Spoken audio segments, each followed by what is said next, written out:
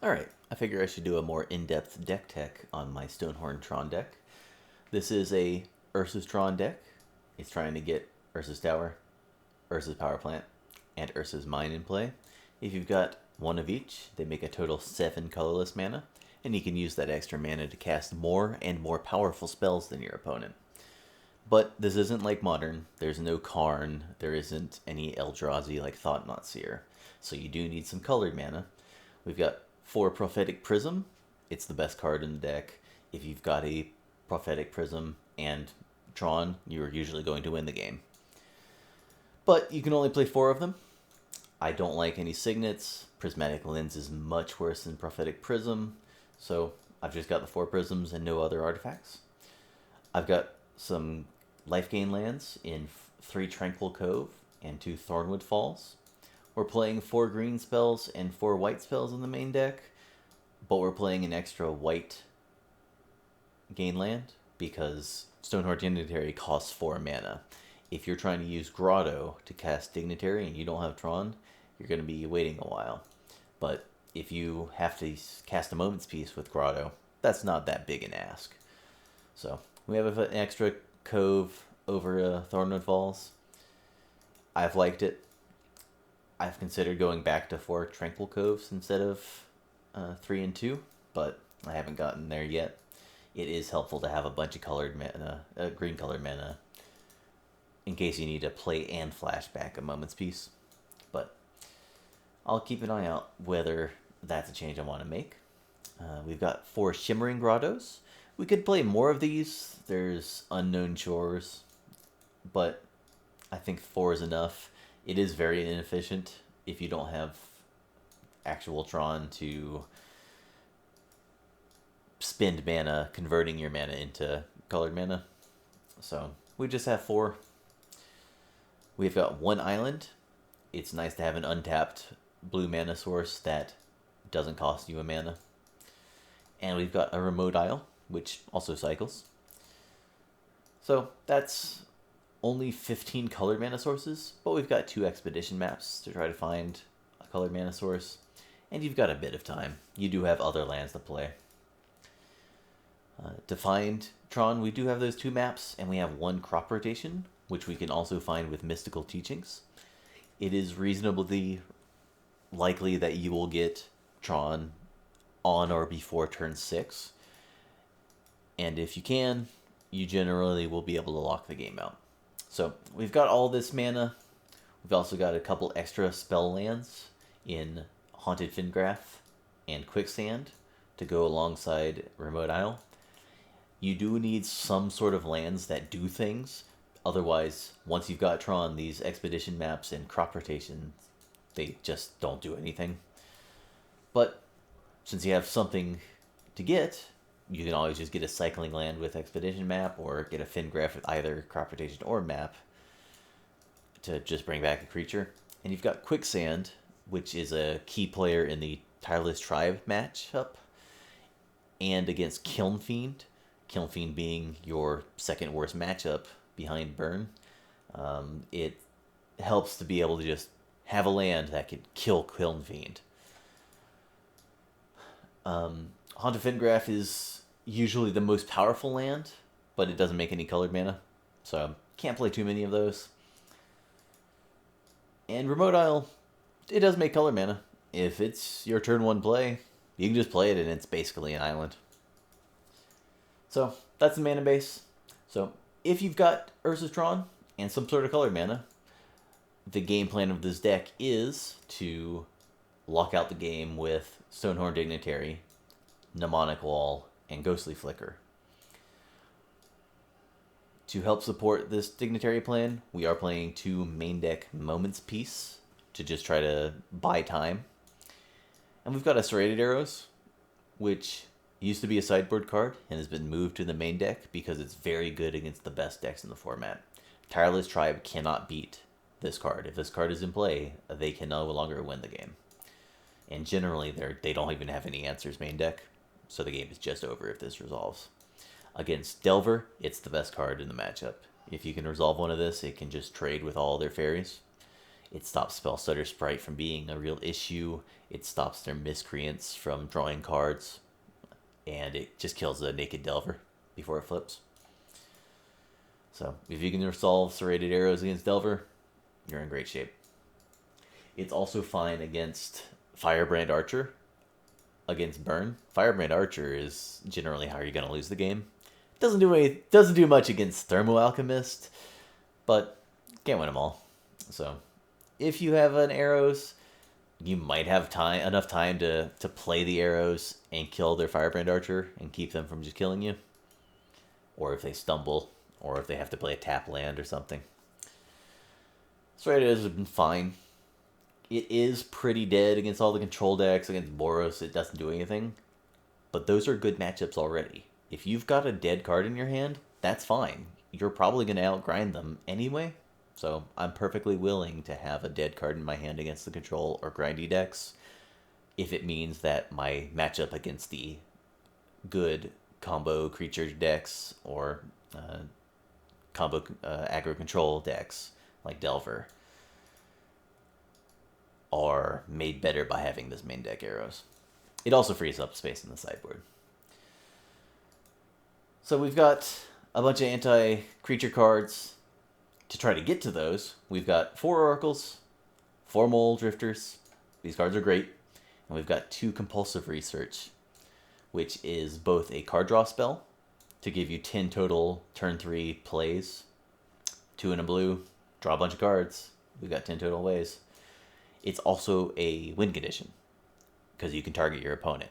If you've got 2 Mnemonic Walls and a Ghostly Flicker, you can make them draw 3, flicker both walls, get back Research and Flicker, and do it again. It's very click intensive, it's very mana intensive, and it's pretty dangerous. If your opponent has counter spells or some sort of way of interacting, making them draw their whole deck will make them find it. But you do need some sort of way, alternate win condition, other than just attacking, in case your opponent gains a million life with Well-Wisher, with those Soul Wardens from Gond or White Weenie decks. That kind of situation, you do need some way to kill the opponent. And this does very well. I would like an instant speed version, so you get teachings for it. But all the instant speed card draw options are either extremely mana intensive or are just card selection like Impulse. And I want something that lets me draw lots of cards. And Compulsive lets you draw lots of cards. We've got 3 Mnemonic Walls. They are great. Having 3 lets you reliably find one. And it lets you spend a flicker on something, like just on a Dignitary and a Mole Drifter, without going too long before you can find a wall to bring that flicker back. We've got a Minor Mystical Teachings package. We got 2 teachings and 2 flickers. We also have the 1 crop rotation, the 2 moments piece, which you can get with teachings to lock down combat for a while. We've got 1 Pulsa Marasa to bring back creatures or just gain a chunk of life. This is your lifeline against the burn deck, assuming they don't stick a creature. You've got 1 Capsize to try to lock your opponent out of playing things. This is very click intensive and it breaks F8, so it doesn't auto pass. But it's worth the trade-off of having a Capsize, because you can bounce all of your opponent's mana and then start milling them out with Compulsive Research without risking dying. So Capsize is not as good at ending the game as Genrova Horror, but if you're only playing 1 copy of Capsize or 1 copy of Horror, it's much safer to have 1 copy of Capsize, because you're much less likely to get that permanently answered. If you have your Horror in play and they've journeyed and Horror it, and you don't have a Capsize and you don't have a second Horror, that Horror is gone forever. And that can lead to unfortunate situations against the Boros decks, where they can just try to mill you out, or you're just going to be unable to win. So, I do like 1 Capsize even with all of its problems. it does require you to play at a very quick pace because it takes so many clicks to make the mana and to bounce their thing. But I played pretty fast, so I've been satisfied with the cap size, even if it breaks F8. We've got 2 counterspells, 1 Prohibit and 1 Condescend. They are good against different things. Condescend gets subsided out a lot because it's very bad if your opponent has a 1 mana counterspell, like a Dispel or a Pyroblast. If you're spending 4 or 5 mana to try to counter their 1 mana threat, and then they pay 1 mana to counter your Condescend, you're in pretty bad shape. But Prohibit doesn't counter Muldrifter. It doesn't counter many of the good 5-drops. It doesn't counter like Ulamog's Crusher coming out of the green ramp decks, or maybe the Mirror. So I've liked the split.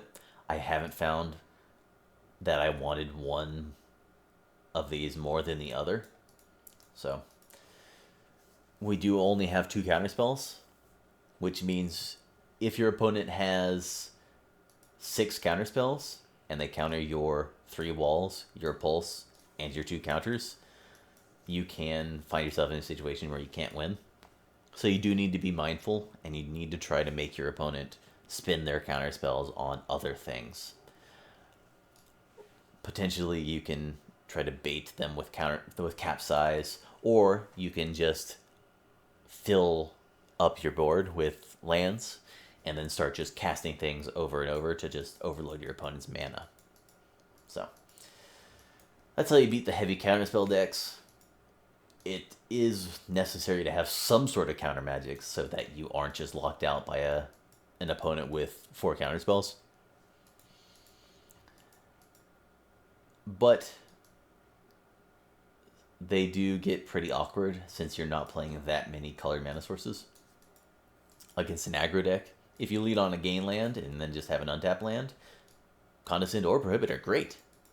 If you lead on a Tron land, you're not going to cast a turn 2 counterspell unless you have the actual island, the 1 island.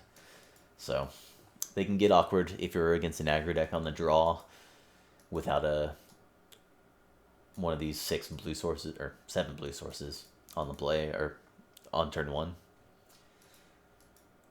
But on turn 3, if you just go land, Prism, and then turn 3 you play a land, you can still counter a lot of things that your aggro deck opponents will play,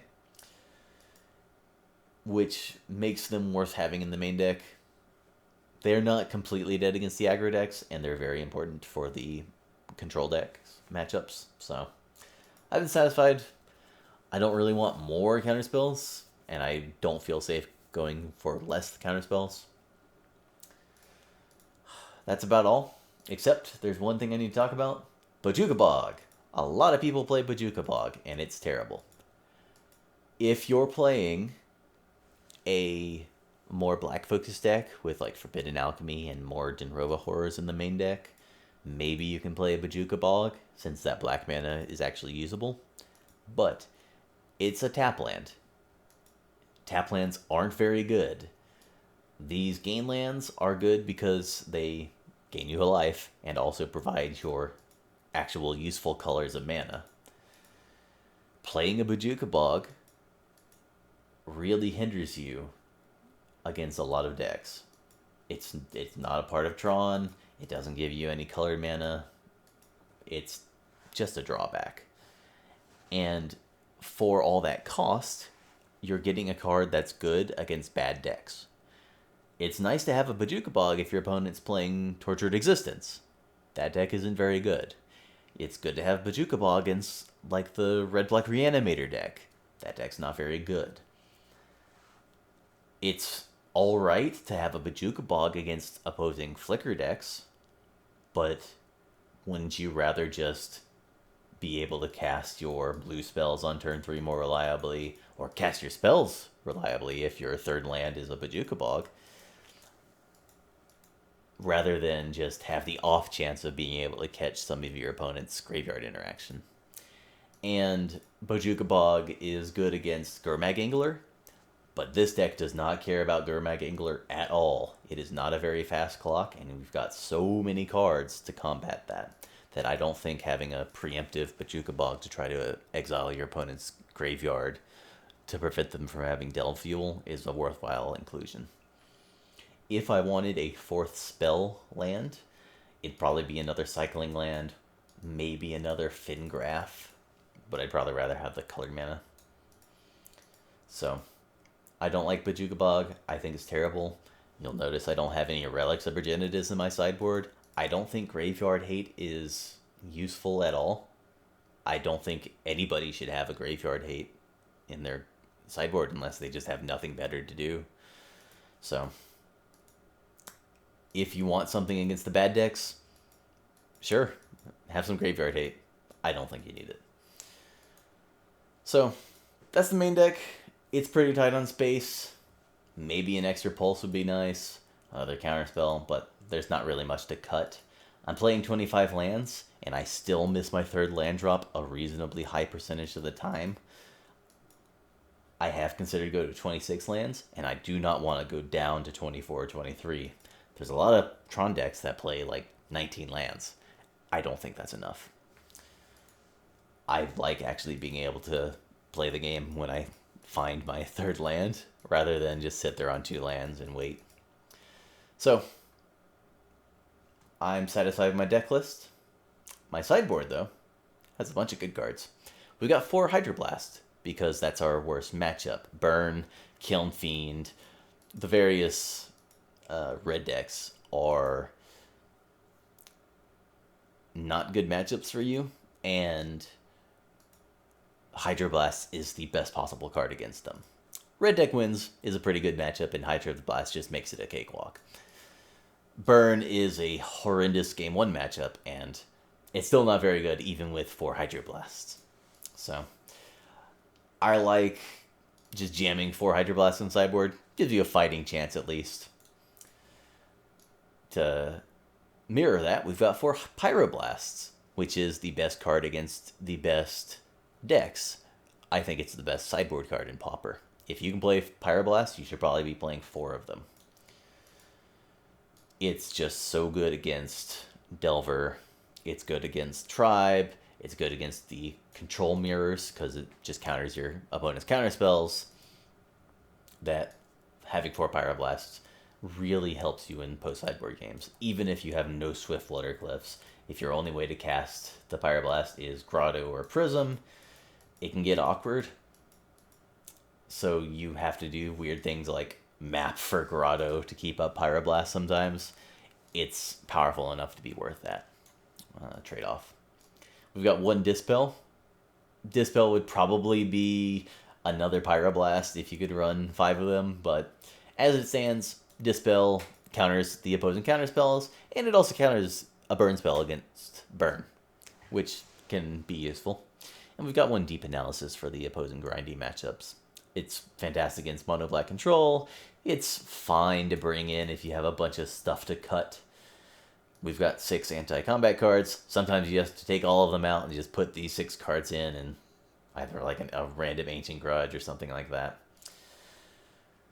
We've got another Serrated Arrows and a Gut Shot in the sideboard. These cards are great against Delver and Tribe, and they really help out. We've got 2 more Moments Peace to go up to 8 total anti-combat cards against the various Forest and Plains decks. It can become pretty brutal if you just hold up Moments Peace until you're about to die, cast a Moments Peace, and then just play Dignitary and have another Moments Peace in hand. Your opponent is just going to spend so many turns doing nothing that eventually you're going to hit Tron and just win the game. And we've got 1 Ancient Grudge, mostly for Verdian Longbow. Sometimes you'll bring it in for opposing Graveyard Hate if you have extra slots. It's also good against Boros. If you can just destroy the Monarch deck's first artifact, sometimes they can't really afford to play their creatures without running out of gas. And it also just blows up artifact lands. Your opponent leads on a Ancient Den or Great Furnace, and you can just snipe it with an Ancient Grudge. It's pretty brutal. Or sometimes you can snipe 2 lands if your opponent has a very tough time coming back from that. So, that's the sideboard. I probably want more serrated arrows, honestly, because they are that good against Delver and Tribe, but you don't really bring in arrows against many other things. I don't bring it in against elves. I don't think it's fast enough. And a lot of times they'll side in sort of Spider Silk Armor or Lumithred Field.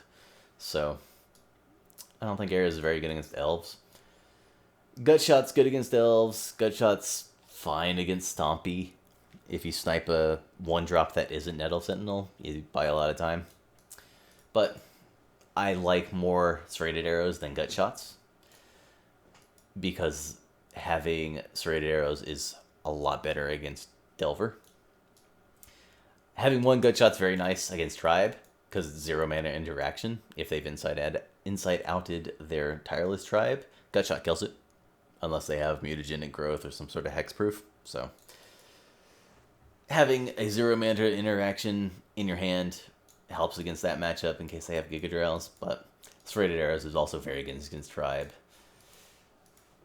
There's a chance that having 3 arrows is better than just having this random Gutshot, but I've enjoyed having a Gutshot to try to deny my opponent's turn 2 kills or turn 3 kills from Tribe.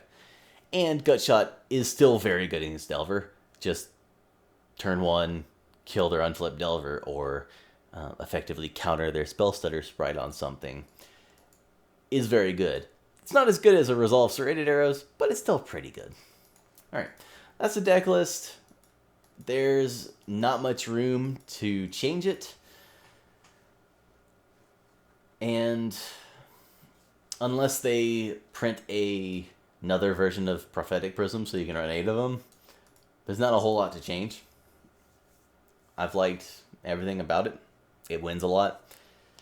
Its burn matchup's pretty bad, but a lot of the burn lists are switching to the Gitu Lava Runner version, which this has a much better chance of beating, because it just has its anti-combat cards to actually do something instead of doing nothing, like against Thermo Alchemist or Firebrand Archer. And the matchup against Kiln Fiend's pretty bad, even if you're bringing in 4 Hydroblast, 4 Pyroblast, a Dispel, and just trying to kill all their opponent's creatures. They can still just draw more creatures than you draw Blast, or you might draw the wrong Blast. And maybe you don't draw Hydroblast, you draw Pyroblast, and they have Kiln Fiend. That can be difficult to overcome, but having 2 bad matchups is not that bad. And being able to have a crushing victory rate against, like, Slivers, Stompy, the White Weenie, Mono White Heroic, Mono Black Control, the various grindy decks all have bad matchups against any Tron archetype, because they just lose to the large mana advantage backed up by a bunch of card draw and 2-for-1s and 3-for-1s. You get a lot of very, very good matchups, and I'm willing to trade off some bad matchups against Burn or Kiln Fiend. This deck is still well positioned against Delver and Tribe, so you're good against the best decks in the format, Tribe and Delver. You're very good against a wide swath of the field, and sometimes you just get owned by a turn 2 Firebrand Archer. Oh well, that's the deck. I'm taking it through a bunch of Pauper challenges and doing pretty well, so if you can play very fast, you might want to give it a try.